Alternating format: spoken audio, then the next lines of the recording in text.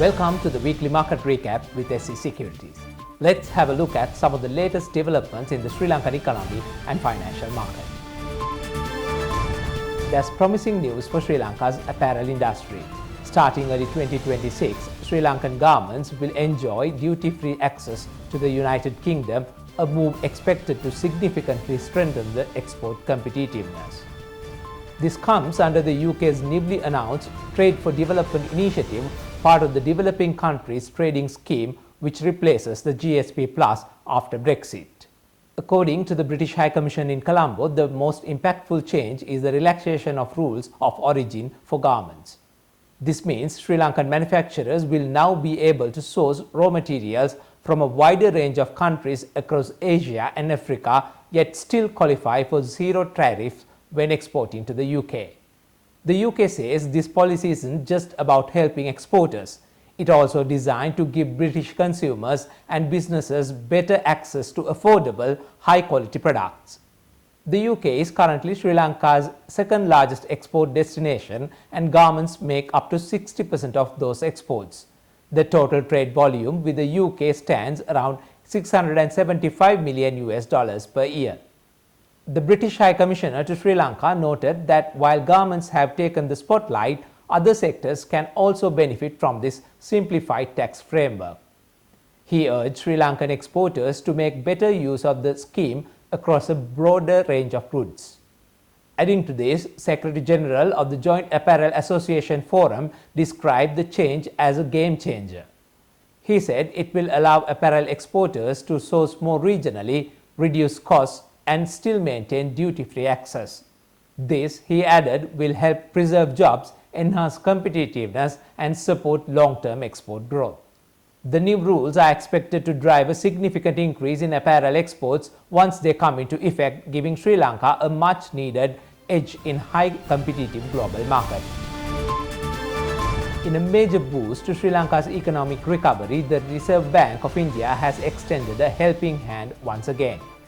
India has offered an extension on the remaining dues under the $2.6 billion special swap agreement with the Central Bank of Sri Lanka.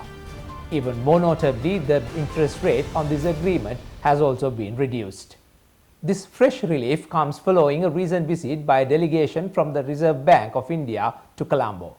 During the height of Sri Lanka's financial crisis, India stepped in with about $4 billion in total assistance. A large part of $2.6 billion, to be exact, came through the special swap agreement, which also covered dues under the Asian Clearing Union and various bilateral commitments. The outstanding balance, around $1.7 billion, was due by October this year. But considering the Sri Lanka's early signs of recovery and with key IMF discussions coming up, India made the move to extend the arrangements proactively. What's interesting here is that the support was granted even without Sri Lanka having to initiate a formal diplomatic request. According to the informed sources, the latest relief package alone covers more than $1 billion. India's financial support to Sri Lanka has now crossed $7 billion, including over $800 million in grants. In a related move, $100 million in earlier emergency loans have now been converted into standard loans. This gesture also follows Sri Lanka's request during Prime Minister Narendra Modi's state visit in April. India agreed to both the extension and the interest rate reduction, further understanding its role as a key partner in Sri Lanka's stabilization efforts. Sri Lanka's cement industry is showing clear signs of turnaround, with the domestic demand climbing to 4.71 million metric tons over the past year. That's a strong increase from 3.96 million tons recorded the year before. Industry analysts attribute this growth to pent-up demand and the low base effect following a sharp downturn in construction activity in the previous year.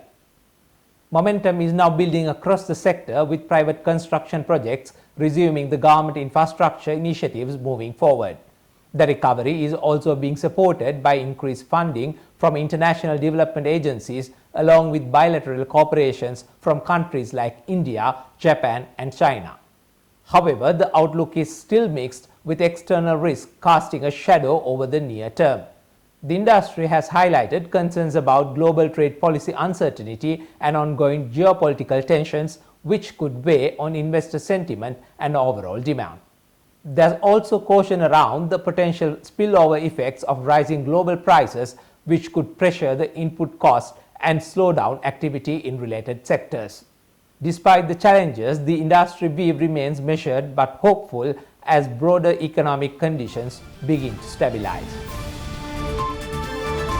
Sri Lankan garment exports to the United States could soon face total duties as high as 40% if newly proposed US tariff adjustments take effect. Senior economic advisor to the president has clarified that the proposed 30% tariff is not a flat rate but an additional layer on top of existing US import duties, which already range from 0% to 25% depending on the product. He explained that many garments where existing duties are around 10%, the new rate would push total tariffs to 40%, and this isn't just aimed at Sri Lanka. Other key exporters like Bangladesh, Vietnam and India are facing similar hikes under this new US trade policy. With over $3 billion in total exports to the US and $1.2 billion from garments alone, Sri Lanka stands to be significantly impacted. However, he noted that Sri Lankan apparel holds a niche market position which may offer some cushion, but competition remains intense. He also downplayed fears for a sharp rise in US retail prices. The proposed tariff, he said, applies only to the FOB price, not the final sale price. For example, if a garment sells in the US for $35, the FOB price from Sri Lanka might be just $6 to $7, so the tariff would apply only to that base cost. As for market diversification, he acknowledged that while pivoting away from the US won't be easy, Sri Lanka must still broaden its export reach to reduce risk in the long run. He described the current trade talks as a massive diplomatic and economic effort, adding that negotiating such terms in just few months compared to years of full free trade agreements is no smaller task. Importantly, Sri Lanka has no intention of retaliating with counter tariffs. The focus, he stressed, is on securing a collaborative outcome that protects Sri Lankan exporters without escalating tensions. Negotiations with the US are still underway, and the final decision on tariff rate is expected in the coming weeks.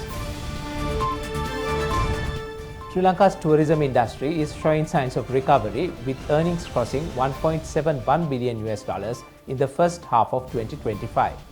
That's a 10% increase year on year according to the latest data from the central bank. But while the uptick is encouraging, the path to hitting the country's ambitious year-end target of $5 billion and 3 million arrivals is looking increasingly steep.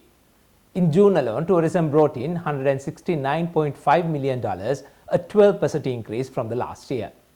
However, it was still the second lowest monthly performance so far in 2025, just ahead of May. On the bright side, June recorded the highest monthly revenue since 2018. The strongest month this year remains January, when earnings surpassed $400 million, the highest monthly total since 2020. Still, the overall numbers showed fall when compared to pre-crisis benchmarks. First half of earnings in 2025 were 22% below 2018 levels and nearly 10% behind 2019. That leaves the industry needing to bring in over $3.28 billion in just 6 months to meet the full year goal. Right now, the sector is averaging $285 million per month, with tourists spending about $163 per day based on a typical 9-day stay. But to close the gap, the industry would need nearly double the monthly average, hitting around $548 million per month for the rest of the year. June saw 138,000 tourist arrivals, up 22% from last year, but still missed the target by nearly 39,000 visitors. With 1.16 million arrivals so far, the country still needs to draw 1.83 million more in the second half. That's about 305,000 tourists per month, a figure that's nearly the 3 times current monthly average. Analysts say that without a strong promotional push and broader outreach to untapped markets, these targets may be out of reach. They caution while the recovery is real, it needs much sharper momentum to meet the government's goals. Let's have a look at this week's Treasury Bill auction results. With the recent Treasury Bill auction, the 91-day T-bill rate stands at 7.6%, showing 5 basis point change to the previous week. The 182-day T-bill rate stands at 7.84%, up by 6 basis points, and the 1-year T-bill rate stands at 7.99%, up by 5 basis points compared to the previous week. Thank you for watching. We'll be back next week.